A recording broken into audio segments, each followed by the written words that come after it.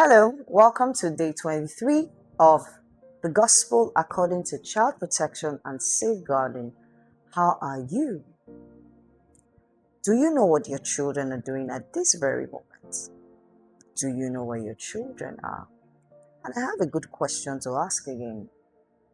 Do you know if the character traits your children possess right now as a result of the decisions you have made, or as a result of the things they have seen you do? Still talking about marriage and decisions. As always, we'll start with a quote. I have a couple of quotes for us. When trust is wounded, love must choose whether it will die, survive, or be rebuilt. The choice requires courage from both hearts. Brokenness is painful, but it can become a teacher. It exposes the wound that needs healing and the habits that needs changing. The cracks in a marriage often reveals what was hidden beneath the surface. What is revealed can either destroy the foundation or become the starting point for restoration. Everything we do ought to be in the best interest of the child. Like I asked in day 21, why did you get married? Why did you get married? What was the decision? What moved you? What was the wind? What spirit was it that moved you to make the decision that you made? I told a story in day 21 and day 22. I have another story to tell you the effect of our character on our children, the effect of our decision on our children. Now you have two couples, not perfect people, but decide to come together. One is journeying from the north with all of his baggages and the things he saw in his environment from his father, mother, and all the people around him. She's journeying from the east with all the things that she knows and all the things that happened in her marriage growing up. For her, she saw her mother as a very calm, perseverant kind of person, and her father treated her mother badly, and she vowed never to allow any man, I mean any man, whether he was a saint, whether he was a bishop scholar, whether he was a teacher, any man, treat her like that. So she meets this amazing young man who happens to be a preacher. Beautiful man. And I say beautiful because he has an amazing character, because it's beyond the looks. Godly, spirit-filled, walking his way, he's a work in progress. But he had good character that anyone who looks at him can emulate. She had made a decision over 20 years ago, never to allow a man treat her in a certain way. So she met this man. They are married. He's a good man. And of course, there's certain other jobs or roles that comes with the office that he occupies. So he's a counselor, he's a coach, he's a teacher. And so people will come to him not because of the office, but because of the results that his office has produced. So people come to him, oh, my marriage is like this. And then he tells them what to do, counsels, prays for them, and they go back and they practice and they have results and then they come back. Now, one of the issues my dear lady here had, now these are true stories. She had jealousy that she always called healthy jealousy. It was tagged for her. It is healthy. I said they're flags, but we laugh about it. So when the man would tell her, this thing is not good, she said, oh, I have healthy jealousy. I'm trying to protect my husband. Okay. So she had healthy jealousy according to her. There's nothing about a jealousy that is healthy. Okay? So they would come, she would complain about it initially in a subtle way, right? And then finally, she couldn't take it anymore. She started to complain.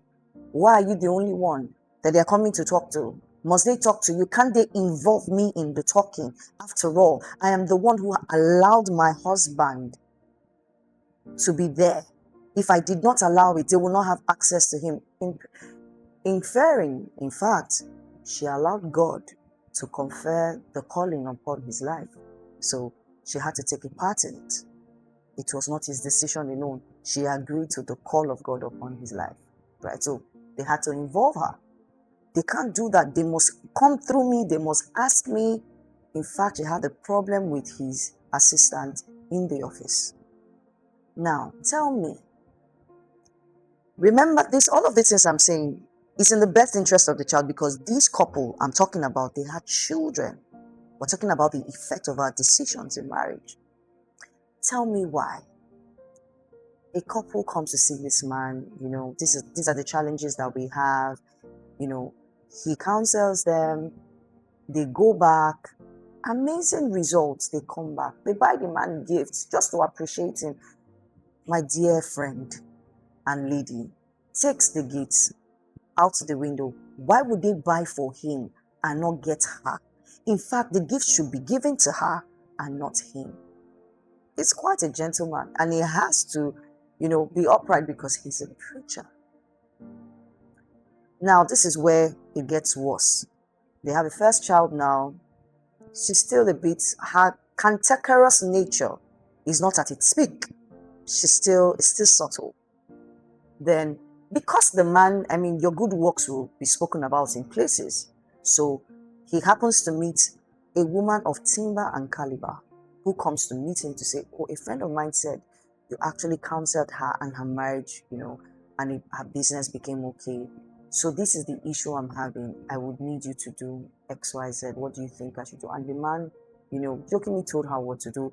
Something that if I were to say it to you, it would not make sense. But he went ahead and told her she did it. Her husband in question repented and said, oh, I see that I've been acting out of character and all of that, I apologize. Now the lady comes back to meet this pastor to say, my marriage, I'm enjoying my marriage and all that. Myself and my husband have decided to give you this gift. Remember I said she was a woman of timber and caliber. Buys the pastor a car and gives him a little gift.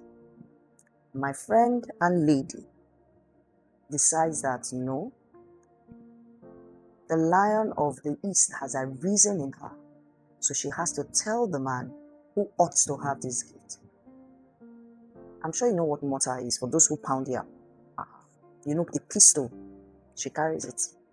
Destroys the windscreen. Destroys the car. If we ended there, we would say it was rage. And the way we like to paint things, it was rage, so it wasn't. Now this is where I say it is madness. She doesn't just stop there. She goes to this woman's office who is timber and caliber. Have you ever seen, I want you to think about it. If you see a group of mad people with tattered clothes dancing in front of the government house, what would you do? What would you think? I want you to have that picture in your mind. This woman goes to this woman's office and is making a fuss, screaming, shouting, causing serious chaos. They had to pack her out of the place. Every time this man does something good, this woman burns the bridge for this man. So he can't possibly find favor in the sight of anyone anymore because this woman always goes there and destroys it. Did I also mention that the man gets a few slaps from the woman sometimes? Now, in all of this, we now have 3 more children added to the first child. The first child goes to school, does poorly in his academics, because he can't understand. First of all, he's looking for love in the wrong places, gets into cultism, goes around with the wrong friends, dating girls, making wrong choices and decisions just because he was trying to run away from the effect of his house. Anything that looked like a semblance of love, he would want to be there. And so he found himself in the wrong company. Education, faulty. Everything was faulty for him. Did very poorly in school. Because he got into court, he got rusticated. So he had to go back. The effect of their behavior. He was at home with the parents. They tried, but they couldn't speak much because the example they were giving wasn't tallying with what they were saying. Can two work together except they agree? You can't be telling me to do this when you're showing me something else. Now, these boys staying at home became a nuisance, not only to his parents, not only to the streets, to the entire neighborhood. Remember, they had 3 other children. The effect of their behavior has caused this boy, as I speak to you today, is a drug addict. He had no business towing this path. And this is why we also spoke about family, friends, pillars of influence, calling out people to be accountable in their marriages, especially when they see things that are going wrong. And yes, these people had pillars of influence who subtly tolerated the bad behavior of the wife. And when you say, oh, she's changing, she will change. She's changing, forgetting the effect it had on the child. That's the first child. The second child is still struggling, but he's still trying to carve a niche for himself. The third child, we're not so sure how she's faring. So you argue with us and say the effect of marriages or the effect of our behavior doesn't impact on our children. It impacts on their academics. It impacts on their relationship. It impacts on their thinking process, everything that they do. Is it too late now for them to seek help? They are seeking help. But guess what? A lot of damages has already occurred. A lot. Guess what? They will always be referred to. She would always be referred to as that mad woman that was dancing in the market square because her husband got fish from a seller. That mad woman that came and pulled down a shade from the man who was selling fruits at the junction because the man brought a carton of fruits to the house to say thank you. Imagine a child going about every day and they say, look at Ife's mother. That's Ife. Now, don't you know his mother? His mother is the one that came to dance in the village square that day that woman sold fish to. Imagine a child hearing that. That's all you know about your mother. Why did you get married? The decisions you make in your marriage affects your children. And even if it is that bad, can't you sit down and have a healthy conversation no matter how difficult it is? Because sometimes we always say, it's the men. Sometimes it's the women. Sometimes it's the women. She made a decision. Remember, it was something that was passed on from generation to generation. I would not take what my mother took from my father. And so, I don't care what this man does. So she was blinded by rage, by jealousy, forgetting she brought children into this world.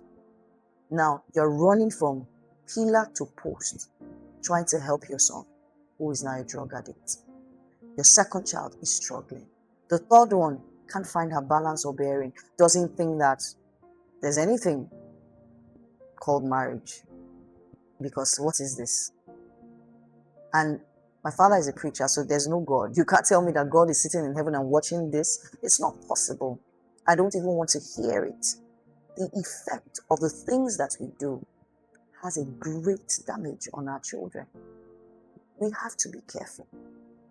As parents, as caregivers, as family members, as pillars of influence, we have to be careful. You can't keep quiet. Evil thrives in secrecy. I'll leave you with this charge. If your marriage is hurting, do not ignore the pain, but do not let the pain become your only voice. Seek truth, seek counsel, seek healing, seek God. What is neglected deteriorates, but what is intentionally nurtured has a chance to be restored. Do they have a chance to be restored? Yes, but it will never be the same again. There's divine intervention. What happens to that young boy who is now a drug addict? What happens to that girl who's struggling and saying there's no God? Before deciding whether to leave a broken marriage, the question you should ask is, what is broken in this relationship? Is it our communication? Is it our trust? Is it our expectation? Or is it our heart? What is our heart's posture in this marriage? Different problems have different solutions. Whatever you do, always count your cost and bring to remembrance. It has to be done in the best interest of a child. It has to be done in the best interest of a child. Child protection is beyond policies and laws and culture. It is your daily activity, the daily things you carry out that your children watch. So there's no safety in this home. There is nothing to look out for. There is nothing to emulate, because our dear mother and friend chose to be cantankerous and decided that what happened to her mother centuries ago would never happen to her. She had a choice.